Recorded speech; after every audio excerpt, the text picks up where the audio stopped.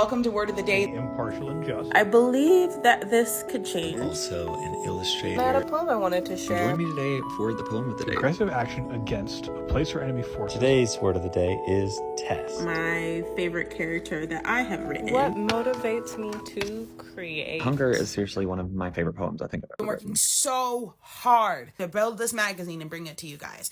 This is the Guilded Periodically Podcast, brought to you by the Fiction Forge. Welcome, everyone, to the Guilded Periodically Podcast. I am your host, Hues, and I'm here with the glorious and amazing April, who submitted a wonderful collection for us. And so I am really excited for you guys to get to know her and get to know, the work that she does. So while we're here, April, why don't you just go ahead and tell our listeners a little bit about you and, what brings you to poetry in general and, anything you think that they'd find interesting. Awesome. Thank you so much, Hues. I'm just excited to be here and to share a little bit about me and the things that I wrote. So again, my name is April. I love people. I love doing everything and anything outdoors. I would say I'm a danceaholic. Anytime that I can put on my heels or just some cool sneakers and go dancing all night. You'll catch me in a salsa room or a bachata room, dancing until the wee hours of the morning. When I'm not out with people, one of the ways that I do find quiet and time to myself is writing. So writing for me is a process for me to really take time to look inward, because I spend a lot of my time looking outward. And for a good bit of my life, I spent, a lot of time thinking about this is who I am from how people saw me. And as a recovering people pleaser, the writing helped me find my voice. The writing helped me realize really what was going on. And so that's basically a quick version of my origin story with poems. It was a way for me to get out my feelings in my cute little journal, even when I was little. And it was not as scary as saying it to a person or feeling that rejection. I could just write it down, just me and the pen and the paper. And so, now as I've gotten older, writing still serves that for me. It's a way for me to just kind of exhale any of my anxieties. It's a way for me to release my feelings. And I'm now transitioning to this place where as I get more vulnerable, even in my own writing with my own self, to share it, hopefully that it helps someone else. Definitely. And really just listening to some of the stuff that you're saying right now, it really sounds like poetry and expressing yourself through words has been something that has followed you consistently through your whole life. And so I guess in sort of a segue here, I'm really interested if that is part of the reason why you dedicated one of your poems to words as a whole. And so on page 33 of our collection at Guilded Periodically, we have your poem Words, which just starts so strongly. So if you don't mind, I'm just going to share a little bit of this beginning of this poem so that our listeners, who, by the way, should go get the audiobook and also go check out the magazine if you can. But I do think it's just so powerful the way that you begin this poem, which is, there's more to me than my smile and run-on sentences. I am more than the extra mile I go and the arm I extend. If you'll stay long enough, you'll see I'll get comfortable enough to be authentically me. And I just think that that's so powerful. And so I guess I'm curious if when it comes to at least this very strong beginning and this poem itself being titled Words and connecting to words, kind of what was some of the, I guess, creative process behind this, as well as some of the inspiration behind the piece? For sure. Yeah, I was in it with that one. I remember writing that after a frustration. as a woman, you can wear a lot of hats, right? As humans in general, Yeah. right? We've got all these things that we do. And this one was written a few years back. I am quick to action. So I'm that friend. I'm like the go-to friend. You need a shoulder to lean on. You need something like move from point A to point B. I'll get my truck and come help you. I'm just a person of action. And sometimes I feel like it kind of covers everything else about me. And I think it was just after a day of just, waking up early and going to work and helping people, coming back home, getting the family fed and all the things, and just trying to find my voice, to share my words, right? And I think sometimes in spaces where I go to say something and I'm kind of stammering because I feel like, I have just this space, just this moment to get it all out, or this might be my window of time. And I just remember sitting down that night, frustrated. And often when I feel that way, if I don't have the energy to work out or to go do something active, I'll just sit and write. And it just came to me. It was just right there. And I think the reason why it's been there for a long time, and that was kind of a springboard for me to say, like, hey, like, my words are important too. Can you look beyond the things I do and just hear me, see me? Yeah. Well, and I do think that like really comes through in this work. And like even recently, like the line from like the second stanza that I experience it every day, thoughts cut in half, my voice cut off, my feelings dismissed, no room to express. So I try quickly to state my case. Like that really like I can see like how like those feelings were coming through resonantly. And like, I just feel so like kind of obsessed with the words that you use, like in this poem. Like, I know you're saying that it just kind of like came out, but it feels so articulate that I can tell that like, based on what you're saying and like having experienced this work, that like you really had ruminated on like, if you were to express this, like how to express it and how you would want to. And I think that that's like really powerful. And this like consistent,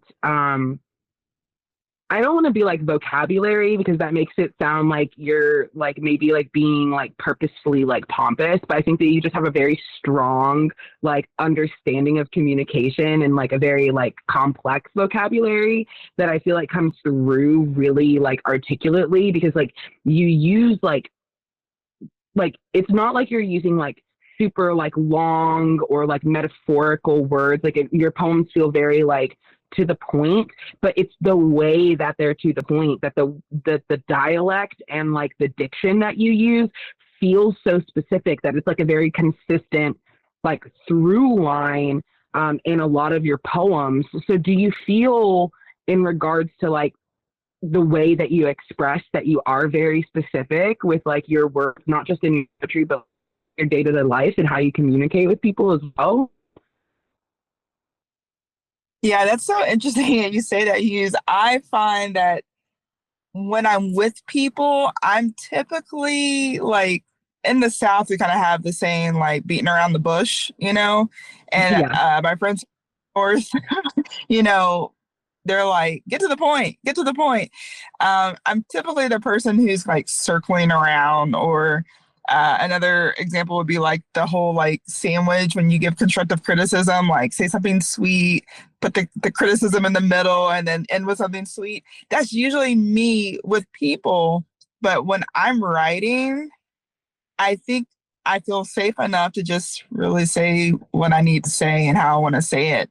And it's interesting that how you describe my poem, because when I'm writing it, I'm not thinking about any of that. I think I'm just like literally just like letting whatever is in there come out. There are times where I think, that word doesn't really work. Let me think about it. So there's some times where I'll pause or think after I've like written it. but in the moment I just like go for it. And then, but I really do. I think it's the safety of like knowing that I'm not going to be interrupted. No one is questioning what I'm saying. That level of anxiety is down because I'm, even though I'm super extroverted, I still can have, that apprehension of like, maybe this won't be fully accepted what I'm saying, or because I'm tired and I got 4 hours of sleep, what I'm saying is not even making any damn sense, So it's like all those factors. But when it's quiet, it seems that I have a better way to kind of flow into what I want to communicate. Yeah, no, I'm like floored because like you have a very like natural talent that like I feel like you should definitely like, just based on like some of the stuff we were talking about before, you should definitely lean into a little bit more, because like you definitely have like a kind of innate poetic understanding of rhythm, which is not a gift a lot of people have. Like, we all like poetry and like we all like music, and like humans are very, very rhythmic, but like in the same way that you're very much like a dancer, I feel like you have an understanding of like the rhythm that you use like in your white space, like in the like in your poems. And so I guess I am curious, like knowing that this is kind of like, it sounds like a very meditative process for you, like almost like you're channeling your feelings into your page, which is like very normal. Like this is very much an artist thing to do. And I love that. Like, I'm wondering, do you feel like you have like a lot of motifs or like symbols that kind of consistently like show up in your work? That's a great question. I find after I like sent them in and I was looking over them to do the audio for the whole gamut of what you guys are doing, which is amazing. Like I was like, man, at first I was like, this sounds so sad in some ways. No. And then I thought, I did. So I'm going to be completely honest. First I was like, oh, this is sad. Like, but then I thought, no, this is real. And I think once I got over, like, again, like the recovering people pleaser in me is like, oh my gosh, what are people going to think? But then I thought, no, this is real. This is authentic. This is what I'm sure so many other people think about, feel, go through. And I want to say the things that people aren't saying. Let me talk about my feelings, because I know I'm the only one. So I think what comes across in my writing a lot of times is experiences that are dealing with potentially like heavy losses, entering in like new seasons. In particular, some of my background, like especially in the last 6 years, I've had a kid, my dad died, job change. Thank you. So even those 3 things are big things, right? And we all experience that in some way, shape, or form, right? At some point in our lives. And so I think my grieving process from some of that, it comes out. And if I look at writings before, prior to the last 6 years, it's very much this pulse of finding who you are, believing in who you are. So almost like a sense of like, this might be a low point, but this can change. What are we going to do about it? Or there's like a progression of like, things might not be ideal, but remember who you are, and like, let's do it. So I do find this pattern of like, let's sit with the feelings. Let's sit with like what doesn't feel good, like what is icky. Let's maybe talk about what things could be, and then like, let's do the thing. So I think loss and grief and what could be tend to be the things that come out in my writing in some way, shape, or form. Yeah, I would actually like really agree with that. And like, it makes me a little sad to hear that you thought your poems were sad when you were reading them, but I understand like why you would have felt that way, because like some of the topics that you talk about in your work feel kind of like a little sad or lost feeling. But something that I took away from your poems was I felt like they were actually more like, in addition to the thing that you're talking about, very centered around like freedom and like release. Like, and I get that like that can be kind of sad sometimes, but like I really feel like even though some of the topics that you discuss in your poems are kind of heavy, like I feel like they're really centered around that like release and that freedom feeling that will give people a lot of relief when they read your works. Because something that I kind of always say is that like the job of the storyteller or like the writer is to help like bridge the gap between their listener and their audience and their own emotions. Like, so not just the emotions that like you're feeling, but the emotions that like these scenarios like you're talking about are very commonplace for people that can like allow them to feel through things that maybe they wouldn't have been able to do if they hadn't like encountered your work or encountered work like yours. And like I really think that in Untitled, not Untitled 2, but Untitled 1, where you say, can you hold my dreams for me? Can you keep them afloat as I figure out what to be? Amongst dirty dishes, unkept floors, toddler toys, and in and out of doors. I think that this like kind of touches a little bit on all of the things that you're talking about there, about grief, about processing it, about loss, and finding who you are. And when you said remembering who you are, it really reminded me, and I know this is so cheesy, but like from Lion King when they're like, remember who you are. Like that's literally like I felt through in my core. So like I feel like you're having like your little bit of like your Rafiki moment where you're like helping like metaphorically guide people through things. And you know, something that I think is really unique about your poems is that like a lot of the poetry, I'm not saying that poetry like this doesn't exist, but like a lot of the poetry that I've experienced personally does not connect with motherhood. Like a lot of it has to do with these concepts of like maybe maidenhood or love and romance. And sometimes you'll get family, but oftentimes it's about the love and trying to build a family. But specifically in Untitled, that part at the beginning where you are really addressing like the weight of motherhood is very, like, to me, very interesting and very unique about your works. Because like, not saying that there aren't other mothers out there who are also poets, but I do feel like lots of times we get almost like escapist or escapism poetry from them that's trying to like leave that part of them behind. But I really feel like your work really embraces that. So like, as much as you're comfortable sharing, do you feel like your motherhood and like being a mother has like shaped and evolved your like writings over the years? And do you feel like in regards to that like you are working on like embracing that as a characteristic in your work? For sure. I tell you, motherhood is something.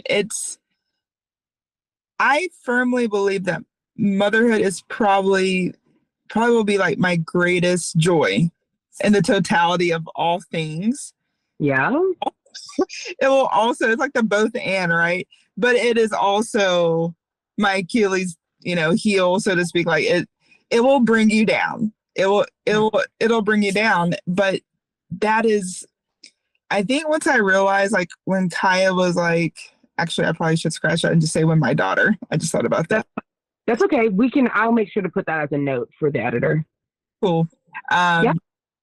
So when my daughter was around 3, there was this moment where I was like, I had this human and I'm responsible for her for the rest of my life. And I just kind of like, you think about doing like a wall sit, right? You start off like long and then like you think it's been 6 minutes, but it's only been like 45 seconds. And then you just like slowly go down. That's the moment I had. And I feel that motherhood has made me realize that life is hard. And the things that we enjoy and that we want to do, it is hard. And I think we've learned this definition of hard that I don't think is really true, that it has to be something that has a defeat mindset, so to speak. Hard things make us whole. Hard things make us better. And so I was like, I could write about all my times that I take a night at a hotel and sleep and I have no one to wake me up early in the morning, or I could write about my time at the beach and the waves crashing on the shore and the wind in my hair. But no, I'm going to tell you how I feel at 7 a.m. and I've done the dishes 3 days in a row. My kid's like, I can't find my shoes. My husband's like, I can't find my socks. Like, it's They do be like that, don't they? yeah, it's like, can you just move something over with your hands? And oh, there they are. You know, like, I want to tell you like what it's really like behind this door. Because it's real. And I think that, man, like even on, you know, you look on Instagram, and I follow quite a few moms on Instagram. And I think there's just like this balance that all moms are trying to find. How much do I use this platform to be jokey and silly because it's the only space and time I have? Or, oh, if I'm too heavy, will people even want to listen? And I think where I settled on was like, if I share it socially, if I share it publicly, you're going to get what you get. Yeah. It's real time. And escapism is only good in the moment. I think most of us can attest to that, no matter if you're a parent or your job sucks or you don't like where you live or something just didn't go right. You take that amazing trip and you're forgetting about everything. But the minute you pack your bag and you're heading back home, we've all had that feeling. And I think there's something liberating about just embracing the suck, so to speak. Like, these moments aren't fun. And the things that I wanted to do, the dreams that I had, even the idea that I had 5 minutes ago, I can't remember because now I got to go like breastfeed, or now I got to, you know, get back to work. Will I remember it? Let me write this down. And you just get overwhelmed. And so when I wrote that poem, it literally, if I could have tangibly like spoke my dreams out, put them in a bag, who can hold these? Because I can't. I really can't do it right now, but I don't want to let them go. And I think as you know, motherhood, other responsibilities, you have to figure out how to prioritize your life. And I don't really think there's a true answer, to be honest. I think we just do the best we can and we balance it the best we can. But sometimes we do need our community to hold things for us until we can jump back in the game. And I think we need to talk about it more. No, I actually like completely agree. And I think that's part of like what makes your poetry so powerful. And actually some of what you were talking about, you also touch on in Untitled 2, which is our sequel to Untitled 1, where you say, if I can remind myself I'm enough instead of aiming to fix something every week, how is it again to be confident instead of meek? If I can channel my imperfections into strength instead of barely looking at myself in the mirror, wishing I was someone else, a past self who is full of optimism and spirit, a person who faced fears and glowed in perseverance. And there's more, but we're going to skip over here to this other side of the second part of the poem where it says, I'm assuming, speaking about our community, would they care? Would they help me find the person I'm looking for? Would they help me face myself in the mirror and help me help me remember who I was before? Could they support me as I infuse the old with the new? Could one of them be you? Yes, you in the shadows. Can you come out too? Like, I just think that that's like so powerful because like especially as a response to like Untitled 1, which you're unpacking this idea of like, can the community hold the weight of my truth, right? And then in Untitled 2, you're not only stating that like, if they were to, this is the result that you would have, but you are simultaneously inviting them to explore these same concepts, especially those who are like, and you know, in spirituality, there's that concept of like the shadow self, like the things that we want to hide, like inviting those in some ways yourself, as well as the reader, because I feel like it's so striking when you said like, could one of them be you? Because like you're referring to the person who's like, you're referring to a lot of different things, but as the reader, it feels very much like you're referring to me, right. Like referring to me, like, can I be one of these people? And have me questioning, like, am I able to overcome my complexities and my shame to be able to be a good community member? And I think that that's so interesting because like, as you are both articulating these complex emotions, like as a mother and as like a member, and like really like so much about motherhood is like also about like not just raising your own children, but raising the like community and raising the future, like helping the future be better. And so like in that, like you are asking your community, like, what can you change to help breed this like better, more like inclusive future where there's like less pressure on like performance and more like invitation to be authentic. And I just find that so like interesting because we just simply do not get a lot of poetry that I feel like embrace this like concept of motherhood as like, well, yes, it is a painful experience. I again feel like most poems that embrace motherhood are either escapist or like really like root down in like the complexity and want to hold that complexity as like it is a very painful but very fulfilling experience. Mm-hmm. Whereas I feel like your poems like embrace it almost solely as a fulfilling experience because, as you said, challenges, difficulty, and pain like make you whole.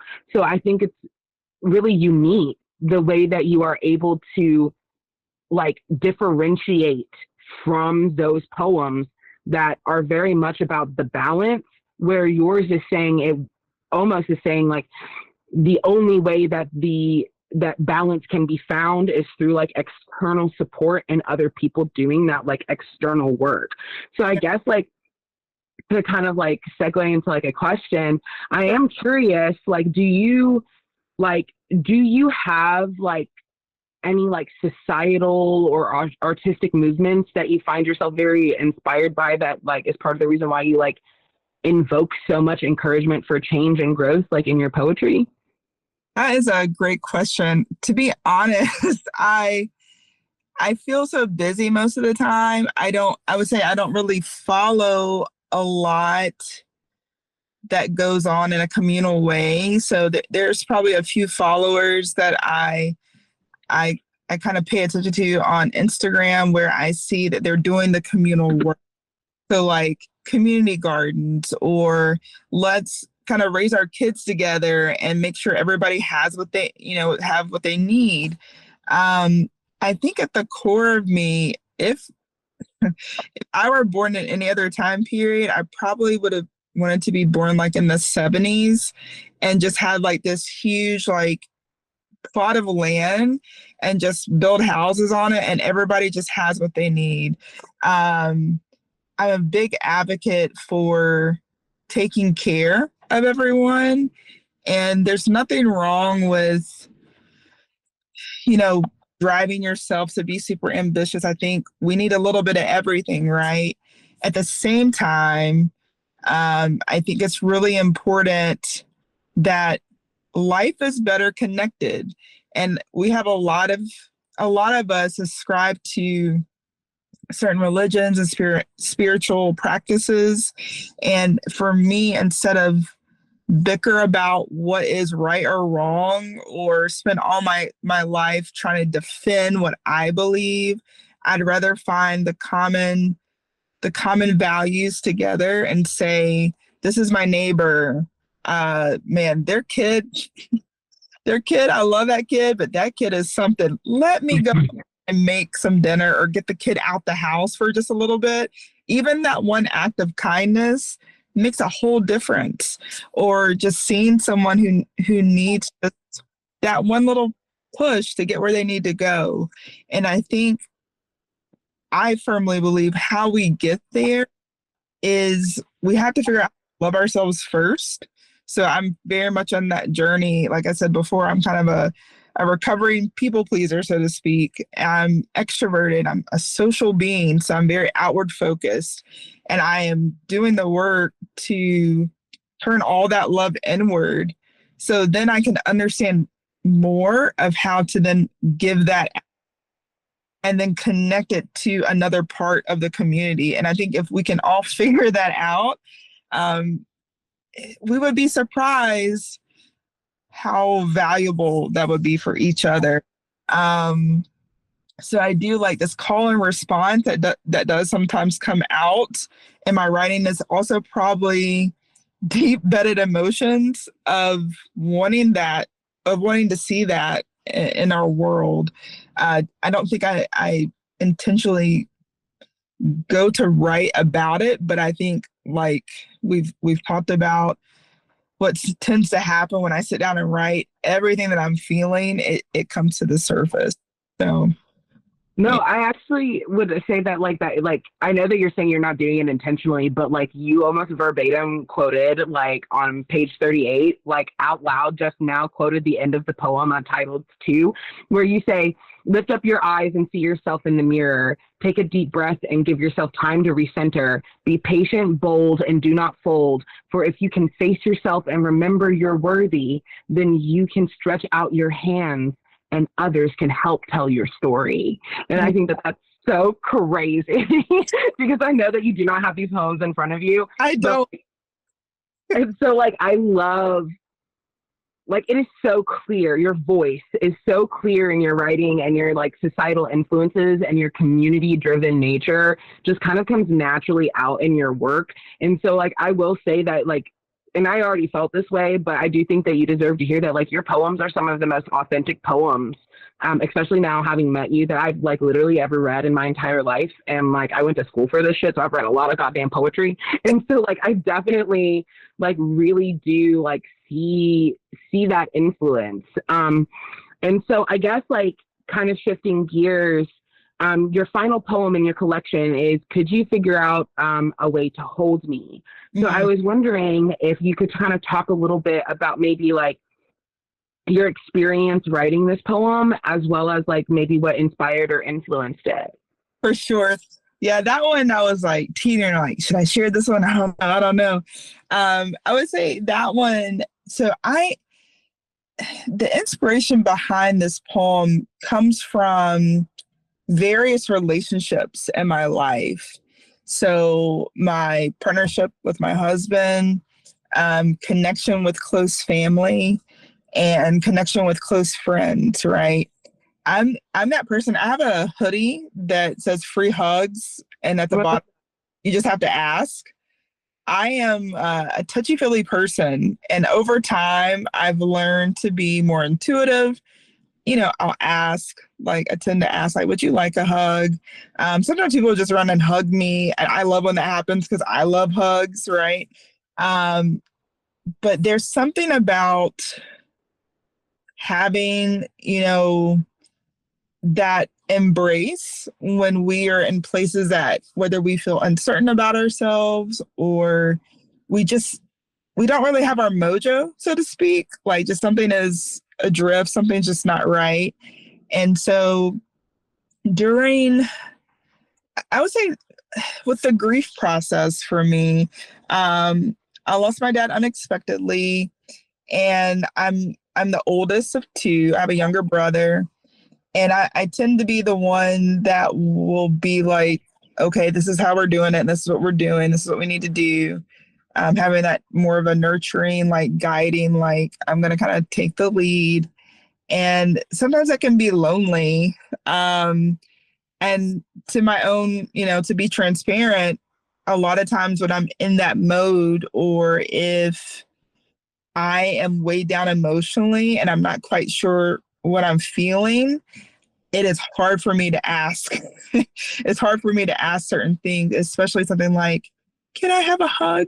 Or can we just sit on the couch and I put my head in your lap and just cry for 3 hours? But those are the things that I have been wanting to ask people. And it's, you know, pride, it's fear of rejection. It's, well, that's weird. Or, you know, sure. You know what I mean? It's like, it would be so much easier if somebody just said it to me. Right. Yeah. And that's very much my personality as well, which that's a whole topic for a whole nother time. Maybe talk about that at some point in the future. But it's just hard for me to ask for that kind of help, that kind of emotional help. And so the poem came out of like this night where I literally was like pacing around and like, I just feel like unnerved and unsettled.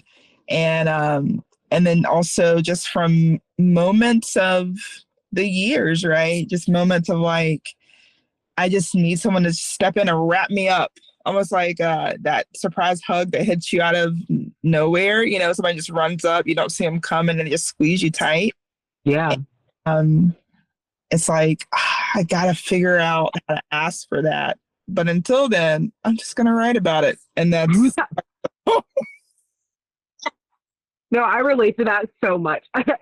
And like, something I think is really interesting is that like, kind of knowing some of this inspiration behind the poem, like my initial kind of interaction with this poem was like, I kind of feel like it's the love poem of the century, for real.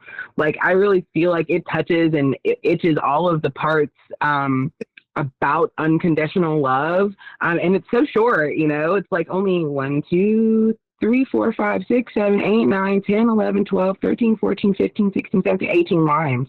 Like, it's not even a full page. And like, if it was in a different font, a different text, it might even take up like a quarter of a page. And yet it's so impactful that like, I find myself kind of turning to it a lot and just kind of looking at it. And I've only had this, like, you know, we've only had our physical copy for like 2 weeks.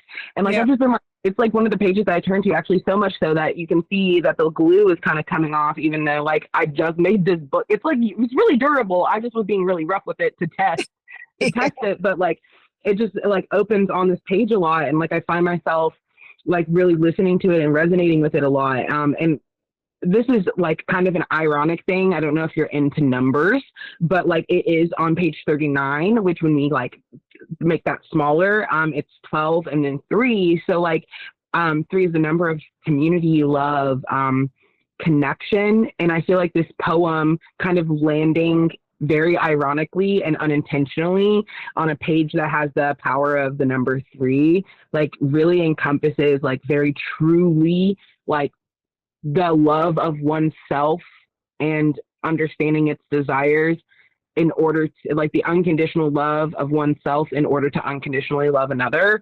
And like, I appreciate you submitting it and like having like the vulnerability to share it with us here at Guilded Periodically, because it is one of our most popular poems, in my opinion. Wow.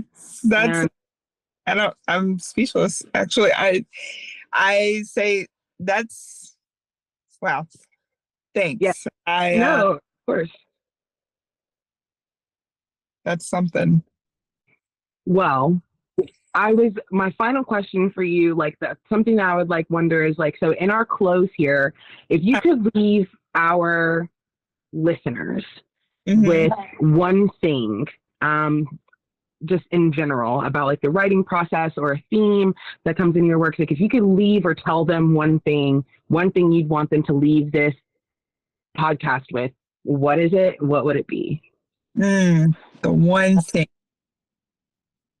I think what I want all the listeners to walk away with after hearing our time together is take the time for you. There is a beauty and also a pain of sitting with yourself, especially if you're so busy and you have to like put it on the calendar. Like I literally have dates with myself and I put it on the calendar. I love that for you. Thank you. It's been a work in progress because I tell you, the first date was mad awkward. Sorry, I shouldn't laugh. But no, it's funny. It's funny because I didn't know how to be with myself because I'm so connected to other people. And as I continue to do it more, I'm discovering, it's ironic, I'm discovering why people do love me, right? All the things that I inwardly struggle with, like, I'm not sure, I feel a little insecure.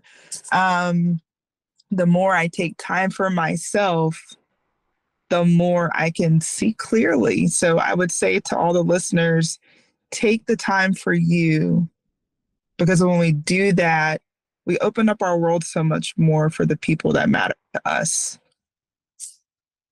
Wow, that is stunning. That's a stunning thing to leave our listeners with. And so listeners, I mean, you heard it here first, like prioritize being with you. Thank you so much for being here, April. This has been a lovely experience. And in that regard, I'm Hues, and this has been the Guilded Periodically Podcast. That was fucking great. That was great. Thank you so much. I'm gonna be honest. I was so anxious before we met. 'Cause I was like, "What if we don't click?" But we clicked amazing, and like, not just that, you're an amazing human, and like that was so. I want to just do a podcast with just you by yourself, but like, we'll like, well, I mean, like a whole one, not just one episode. So like, that was really fucking cool. You're an amazing human. Like, I know we've only met for like an hour, but like, I'm very grateful to have been able to meet you. So thank you so much for like coming through, you know? No, I appreciate it. And the feeling is mutual. It's funny because even in my day to day, I've been so busy today. It's been on my mind, right? I was like, it's this day, it's this. I looked at myself this morning, like, okay, me and Hues, 8 p.m., got to get the kiddo in the bath. Like, legit, like 5 till. She's running around with no clothes. I'm like, hey, get your I love that for in the bed. She's like, well, Mom, I want you to read me a story. I was like, well, not tonight because I'll come, I'll be back. So I literally, and my husband got in from work and I was like, hey, I got this podcast thing. I'm going to be sitting in the truck. And so this truck is my dad's truck. So it's like my safe space. So when I have things to do or I just need to be, I just leave the house and come sit in the truck. So he kind of was like, oh, and I was like, yeah, I'll be back in a little bit. And, so for me, I just looked at it as an invitation to learn, to meet you and to see what comes of it. And I feel really good about it. I'm thankful that, Drew, again, like, me to do it. And she's always like, your stuff is amazing. And I was like, oh, you're saying that because you're my friend. But I'm slowly starting to believe it. Yeah. I'm 42. So it's like at this point, I'm You're not looking like you're in your 40s at all. What the fuck? You're so young. I'll take it. Thank you. Thank you very much. But it's crazy. It's, so at this point in time, like I've had enough time with myself to know that if I don't embrace me, then I'm missing out. Other people are missing out because they're having a good time. Like I need to have a good time too. And I really just believe in what I'm good at. And so, I'm open. I have no problem like sharing other writing with you. Yeah. If you want to like chat or whatever, I'm open. So yeah, definitely. Definitely expect an email from me after this, like with the Google form, and I'll just slide my number up in there too, so that like when we do submissions next time, like if you don't mind, just shoot me a text with me, shoot me a text with your name, and like I can send you the submission form to submit next time, so that way it's like a little bit easier for everyone to streamline it for everyone involved. Like I don't know, man. Like you're very talented, and I hope that. Oh, and when we like we're still perfecting our physical copy. She's still got a couple kinks in her. But when she's finished, like I'm gonna send some to like everyone. Like I'm gonna send like 5 or so to everyone that we make, and we're just gonna send them to you guys.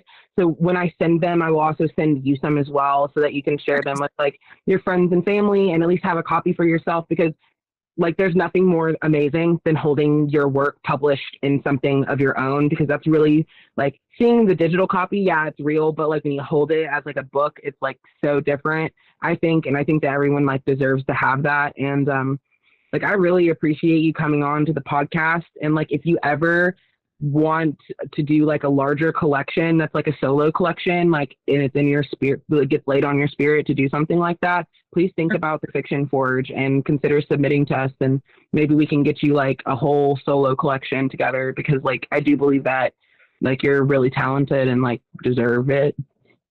So that means the world to me. And it's funny you say that. I have I probably have enough for a whole collection. And it's just sitting in journals. So we'll talk. Yeah, I'd love that. And also, like, I did want to mention, like, I think to me, it's very serendipitous that you're in your dad's truck.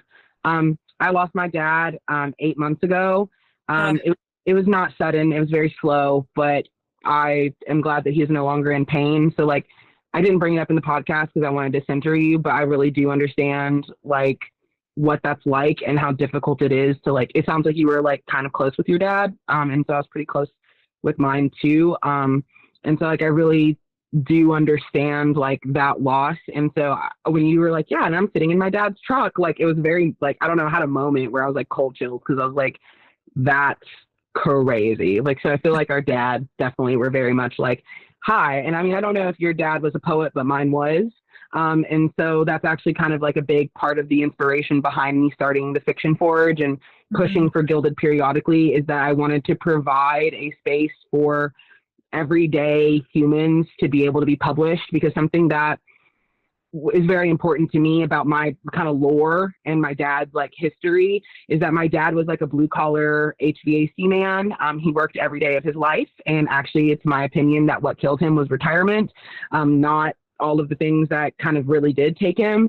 But those things didn't really matter until he retired. But during that entire time, he was still very much a poet, very much a bard, and was like crafting and creating. And while he could have been a very talented published poet, instead of focusing on his art, he focused on providing for us so that I could focus on my art. And like, I very much appreciate my dad for that. I'm the youngest of like a conglomerate of like 8 siblings. I'm also the only, even though I'm non-binary, I was born female. And so like, I'm the only like daughter that's living. And so it was very like a lot of like, I don't want to say a lot of pressure because it feels more like a blessing, but there was a lot of like energy that was put onto me, but something that my dad always fostered was my creativity, because he too was an artist. And so I kind of feel like my dad lives on in a lot of ways, like through Guilded Periodically, because like I really got like right before he died, that was whenever I got this kind of like vision, not to be all spiritual, but like this vision about about it. And then it was after he passed that I realized like how big this could be for someone like my dad, who was like writing poetry in his work truck while he was slamming sandwiches, and how just like it could have changed his life if someone had a Free to Submit magazine that focused on like everyday people like you, like Drew, like me. And so like I do feel very blessed and very much in alignment that I was able to meet you this evening and like kind of do this poem together. So, well, this podcast and like this book. So, because it wouldn't exist without you, because we definitely needed extra poems and you provided that. And at first I was like, yeah, we have bulk. But then I was like, holy fuck, these are not just bulk. I was like, these are so amazing, because like it was kind of a surprise. So I do appreciate that. You're quite welcome, and thanks for sharing about your dad. And it's just something. The journey, there's no beginning or end to it. And wasn't my dad a poet? Maybe. My dad was. He would give you the shirt off his back.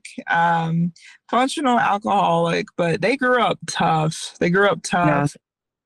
The thing about my dad, like, you always knew where you stood with him. So in that way, the predictability with the not so great stuff, I think allowed us to still have a healthy relationship. Yeah. And he worked hard, and unfortunately he was killed at work. I'm sorry. So it was it's one of those accidents where you hear on the news and you don't think it would ever happen to you. It was that kind of accident. And so there was really no goodbye, and that was a little tough. And I've had my experiences with losing other family members, being there, being part of that process with this person has cancer, or it was not all of a sudden, we kind of know it's coming. I had never dealt with a sudden acute loss. And so it's been a journey, and that's still one in the making, like with grief. And at some point I will do something with that. I don't know what that looks like yet. I just keep telling myself, like, focus on you, and whatever comes out, comes out. So I just appreciate you, sharing about your dad. Really cool. You guys had that. It's almost like a love language, just a connecting point. And that's a really nice gift for you. And it's still giving. Yeah. I think so too. And, it's really, funny, not like funny haha, maybe funny weird, but like actually the last poem that my dad ever wrote before he died was a poem for me. And he was so sick that he kind of forgot me, like, and I was one of the first people that he forgot because of how sick he was. And so like the last thing, it's so funny. Like, I think it's funny because it fills me with joy and also sadness. But like before his memory was gone, he managed to like write me one poem just for me. And so like I do really think that like it is a gift that he provided to me. And my dad was very much like your dad, like in the sense that like he'd give you the shirt off his back. He was very community oriented. He loved his friends. He loved his community. He was a recovered alcoholic. Thank God. But because like he was at one point a functional one. And I was very blessed to get a very different dad than my brothers got. So you feel very much like my dad provided me with structures to be able to provide for the community in his absence, even though I'm never going to be able to fill the shoes that my dad left behind, but we were very close. And we very much, in the sense of my relationship with my mom, like we kind of both played like a very similar role in that sense. And so like, I do really feel that way. So hearing it from you, like, helps affirm me that I am on the right path, because sometimes this sort of work can become very overwhelming. It makes me want to rage quit. And so I am, of course, glad to see the difference that I can make. So I really appreciate you. And I know now we're just like in a compliment circle, but like I wanted to at least acknowledge it and like thank you for being here. But I will let you go and get on with your evening. And when the podcast is available, we'll make sure to let you know. And like, we'll work out, like if we make money off the podcast, the split's the same. So like, we'll make sure to let you know and keep you updated on that too. So that all sounds great. And I love it. And I really commend you on what you're doing, Hugh. Because it's hard to get people to work together in general. I think. Oh God, don't remind me. I can't fully relate to your frustration with the creatives that you are with and what you're establishing. So just know, like, what you're doing is important and it matters. And I think you have the wherewithal to know what you need to do about it. So just keep doing what you're doing. You know what? You're right on that. I do have the wherewithal to be able to handle it. I I like to think that God prepared me for this role. Like, he was like, yeah, you got one right there. That's the one that can do it. Just give them the assignment. And that's like kind of like where I ended up. So I appreciate that. And I hope that you have a really great rest of your evening. And I'm going to go get some cat food for my cat. Eat the kid. All that. Yeah, keep them kids. This has been the Guilded Periodically Podcast, brought to you by The Fiction Forge.